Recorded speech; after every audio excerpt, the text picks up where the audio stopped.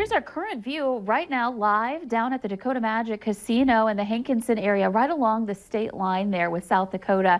You can see the wind whipping the flags there, but also you can make out the snow flying by. So there are some areas in the valley where we've got some snow coming down and our visibility is down as a result of that. And then west of there in the Cullum area, our problem is fog. We don't have any snow, but we've been seeing that fog just in general throughout the morning hours, continuing into the afternoon now. And this is depositing on some of those trees, that pretty view of rime on the trees and surfaces, but that also means we could have some slippery spots in those areas too. So let's first of all talk about that snow that we've been seeing. Northern Valley over to the west, it's been pretty quiet, though there have been a couple of pockets here and there of a little light snow.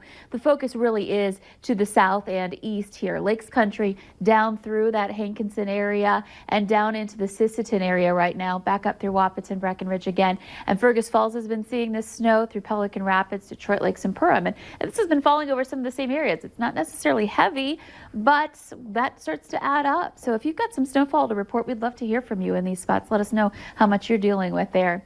And that's going to stick around for a little while. We'll show you that in our hour-by-hour planner. Our visibility, it's down in those spots as you would expect. We're looking at 1 to 2 miles in Fergus Falls and Wahpeton, and then Detroit Lakes is at 3 miles right now. Other places on the lower end, there's also been some fog in this region. And then up to the north and west, we're seeing some lower visibility there too. Candu is at 1.5 miles visibility, and Valley City at 2.5 miles. Fargo's kind of been in a little bit of a bubble here. We've been kind of quiet with a 10-mile visibility report there. Same thing in Grand Forks right now, though there was a little bit of freezing drizzle reported in the Grand Forks area earlier this morning. So just a little bit of everything here that we're dealing with in the valley. All of us have some mild temperatures. We're in the teens to some 20s. It's 19 in the Langdon area. In Wahpeton, in Detroit Lakes, we're at 28 degrees. Fargo's at 25, 22 in Grand Forks. Wind coming in out of the north. In most places, we've been seeing some wind speeds in the teens, and every now and then in the south, we've been seeing those winds pick up into the 20s at times. So again, we're looking in our hour-by-hour planner here at that chance for some scattered light snow to stick around for a little while as we continue on into the afternoon hours.